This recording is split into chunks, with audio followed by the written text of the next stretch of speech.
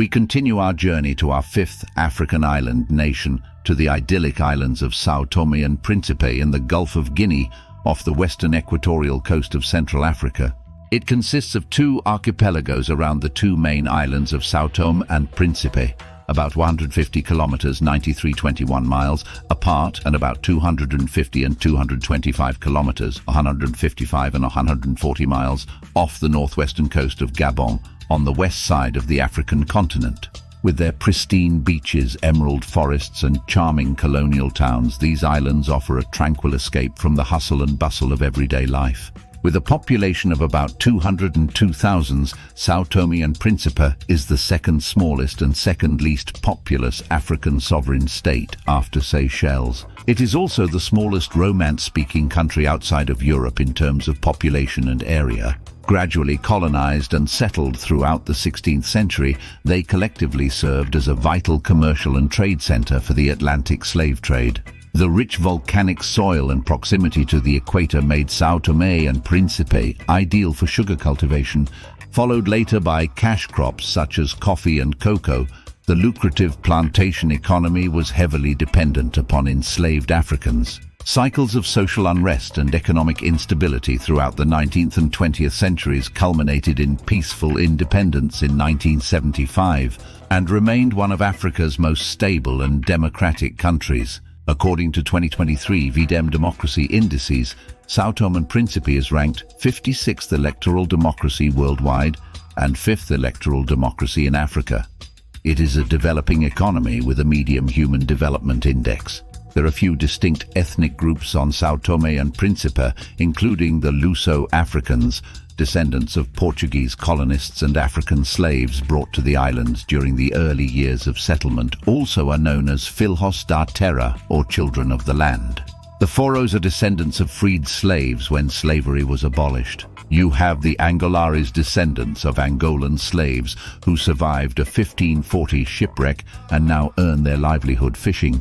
The Tongas are mixed children of cervicais born on the islands from Portuguese, Asians, mostly Chinese, including Macanese people. Portuguese is the official and the de facto national language of Sao Tome and Principe, with about 98.4% speaking it, a significant share as their native language, and it has been spoken in the island since the end of the 15th century.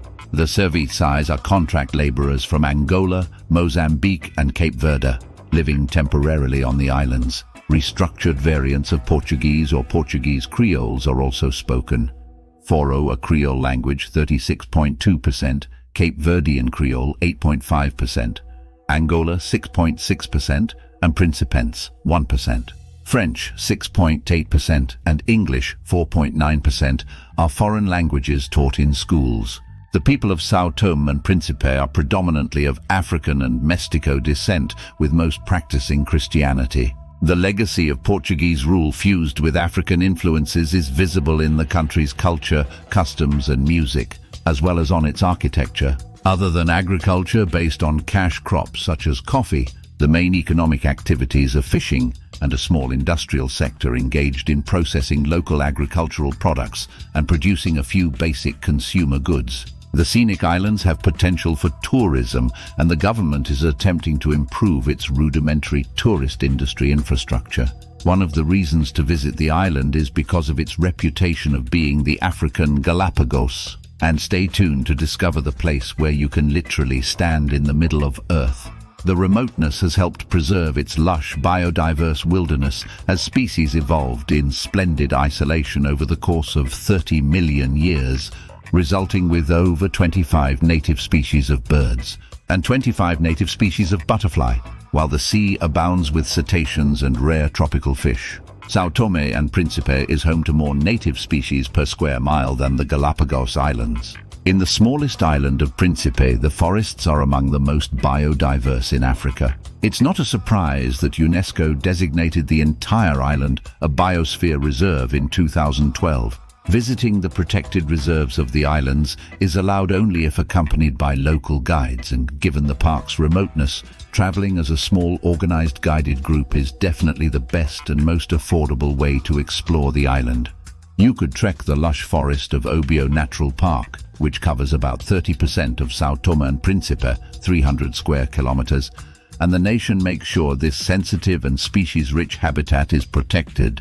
Venturing to the heart of the Obo Primary Forest, known internationally amongst conservationists for its biologically rich ecosystem, is like stepping into a Jurassic world. With over 700 plant varieties and 143 colorful types of birds, lots of which are endemic, this pristine reserve is a true trekking paradise. Start your exploration in Sao Tome at the Botanical Garden of Bom Sucesso, the gateway to the park and home to thousands of plants including rare orchids.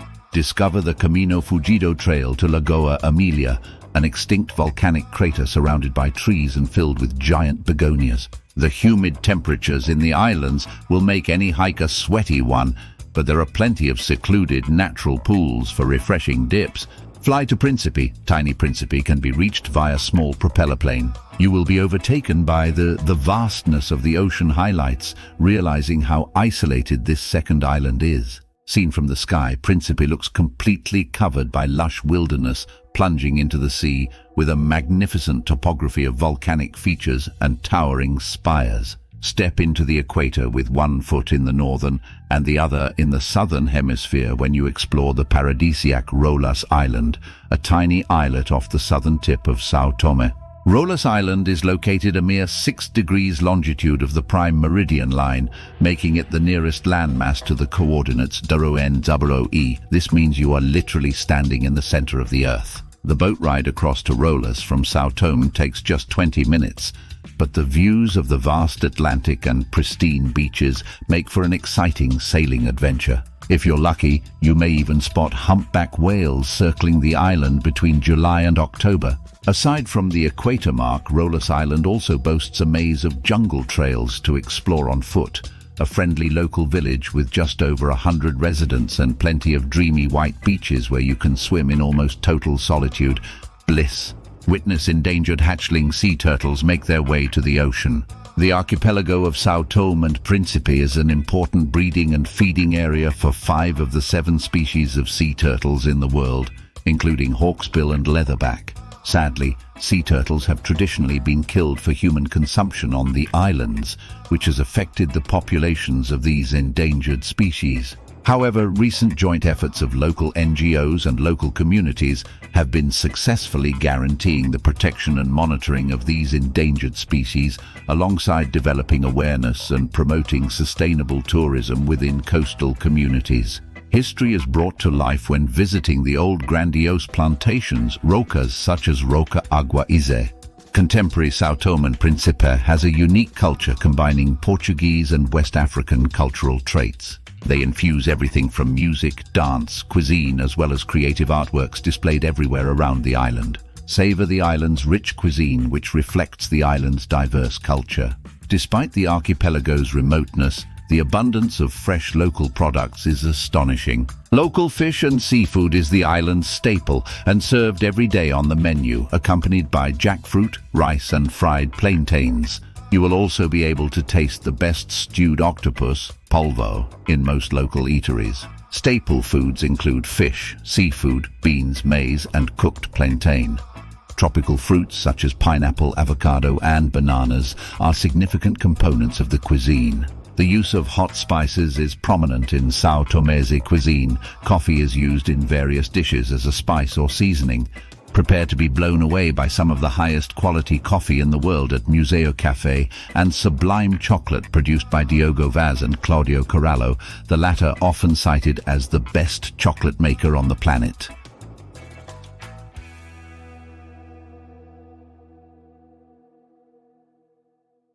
Thank you for watching. Please share your comments and subscribe for more amazing videos like this.